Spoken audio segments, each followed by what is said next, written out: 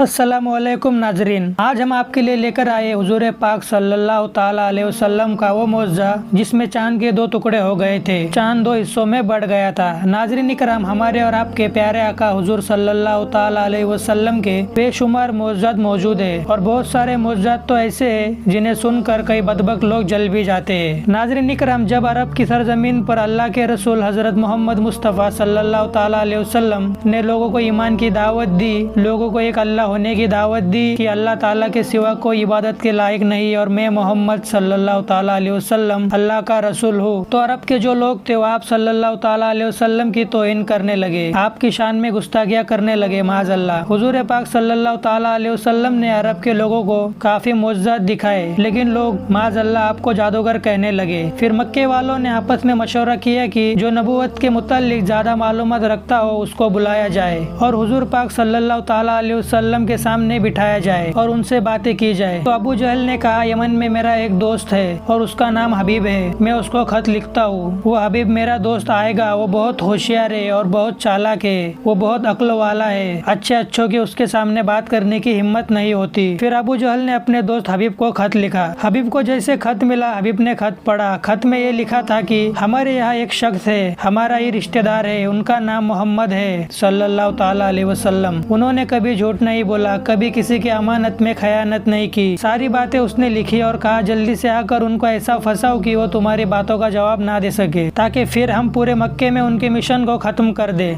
जैसे हबीब ने वो खत पढ़ा, उसी वक्त हबीब ने एक तेज रफ्तार सवारी ली और सीधे मक्का आया। शाम का वक्त था। शाम के वक्त हुजूर को इत्तला दी गई कि एक बंदा आया है, क्या आप उससे गुफ्तगू कर सकते हैं? हुजूर पाक सल्लल्लाहु ताला अलैहि वसल्लम ने कहा, ठीक है, चलो बात करते हैं। तो हबीब सामने आया। सारे मक्का के लोग जमा थे। हबीब ने हुजूर पाक सल्लल्लाहु ताला अलैहि वसल्लम से कहा कि मैंने सुना है कि आपने नबूवत का दावा किया है। तो हुजूर पाक सल्लल्लाहु ताला अलैहि वसल्लम ने फरमाया, हाँ, मैं अल्लाह का नबी हूँ। तो हबीब ने कहा कि मेरे दो सवाल है, एक सवाल मैं पहले करूंगा और दूसरा सवाल इस सवाल का जवाब मिलने के बाद करूंगा। हुजूर ने कहा, बोलो पहला सवाल क्या है तुम्हारा? उसने कहा, ये जो चांद चमक रहा है, इस चांद के आप दो टुकड़े कर दो तो हम दूसरा सवाल करेंगे, और वो भी पूरा कर दिया तो हम आपको नबी मान लेंगे।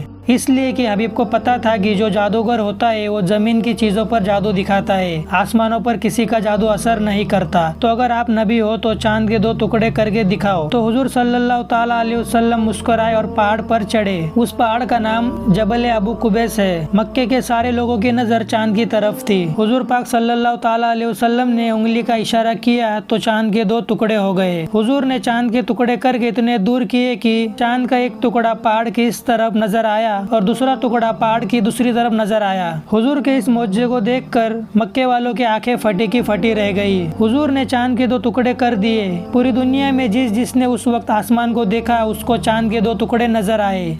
हुजूर ने फिर इशारा किया तो चांद के दो टुकड़े फिर जुड़ गए। फिर हुजूर सल्लल्लाहु ताला अलैहि वसल्लम ने हबीब से कहा कि अब दूसरा सवाल तू करेगा या मैं खुद बताऊं? तो हबीब ने कहा, आप ही बता दीजिए। हुजूर ने कहा, हबीब सुन, तेरा दूसरा सवाल ये है, तेरे घर में एक तेरी बेटी है जो आँख से अंधी है, अपाहिज है, वो चल नहीं सकती, बोल नहीं सकती, और तू चाहता है कि तेरी बेटी को शिफा मिल जाए। तेरा दूसरा सवाल यही है ना कि तेरी बेटी को शिफा मिल जाए? तो हबीब के आंखों में आंसू आ गए। उसने कहा, हाँ, मैं यही चाहता हूँ। तो हुजूर सल्लल्लाहु ताला अलैहि वसल्लम ने कहा, कलमा पढ़, मुझे नबी मान, मुसलमान हो जा, तेरी बेटी को शिफा मिल जाएगी। हबीब अक्लमंद था, उसने कलमा पढ़ा और मुसलमान हो गया। और जैसे ही हबीब अपने घर वापस आया तो देखा कि जिस बेटी को वो अंधी अपाहिज छोड़कर गए थे वही बेटी दरवाजे पर इस्तकबाल के लिए आई है। हबीब ने पूछा, ये कैसे हो गया? तो बेटी ने कहा, आप जब मक्के गए थे ना तो एक रात ऐसा हुआ था, मैं सो रही थी, ऐसे में एक नूरानी चेहरे वाले आए, उनके आने से मेरा कमरा खुशबू से मुअत्तर हो गया। वो आए और कहा, बेटी, मैं तेरे बाप को वहाँ कलमा पढ़ा रहा हूँ, तू यहाँ कलमा पढ़ ले, तेरी बीमारी दूर हो जाएगी। उन्होंने अपना हाथ मेरे जिस्म पर लगाया। उनका हाथ मेरे जिस्म पे लगते ही मैंने कहा, ला इलाहा इल्लल्लाहु मुहम्मदुर रसूलुल्लाह। उनके हाथ की बरकत से मेरा जिस्म अच्छा हो गया। नाज़रीन इकराम, ये है हमारे और आपके प्यारे आका हुजूर सल्लल्लाहु ताला अलैहि वसल्लम का मौजज़ा। ऐसे ही सच्चे वाक़या सुनने के लिए हमारे चैनल को सब्सक्राइब कर दो।